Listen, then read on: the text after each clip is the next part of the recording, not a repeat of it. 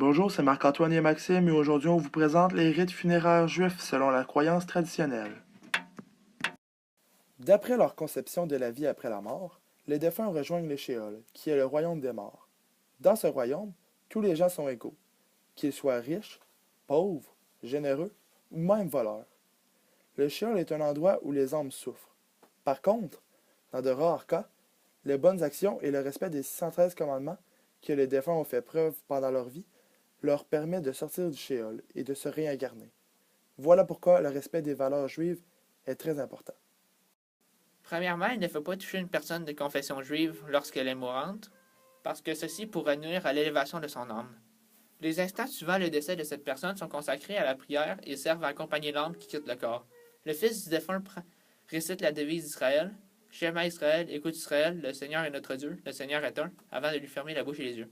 Entre le décès et la cérémonie, il y a la Shemira, qui est une veillée, la soirée suivant le décès, qui est en hommage à la personne du défunt ou des proches récite des psaumes pour aider l'élévation de l'âme. Aussi, il y a la purification et l'habillement du défunt, où est-ce que le défunt est habillé en blanc, et si c'est un homme avec son châle de prière. Lors de la cérémonie funéraire, les gens sont habillés modestement, avec des couleurs sombres, pas de fleurs.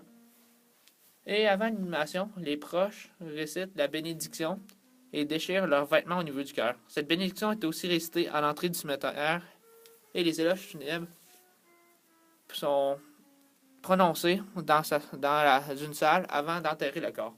Parfois, les proches des défunts arrachent des poignées d'herbe, symbole de la résurrection. Le premier stade du deuil est la minute où la personne apprend la mort du défunt et donc est en état de choc.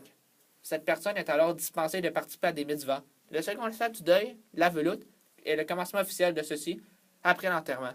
Le endeuillé retourne chez lui et reste pendant 7 jours. De plus, il commence la récitation du Kaddish. La Shiva, qui sont ces 7 jours de deuil, où les endeuillés font des prières dans la maison du défunt.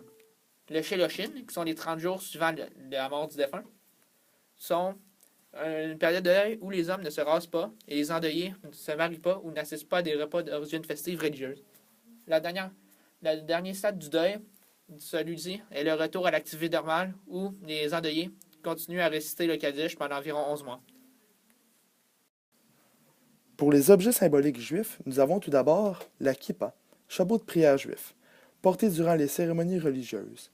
Certaines communautés juives préfèrent le porter en permanence. Ensuite, nous avons le talit, le châle de prière.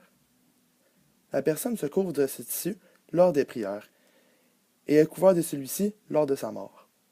Finalement, nous avons la Bible hébraïque, qui nous cite les 613 commandements à suivre dans sa vie.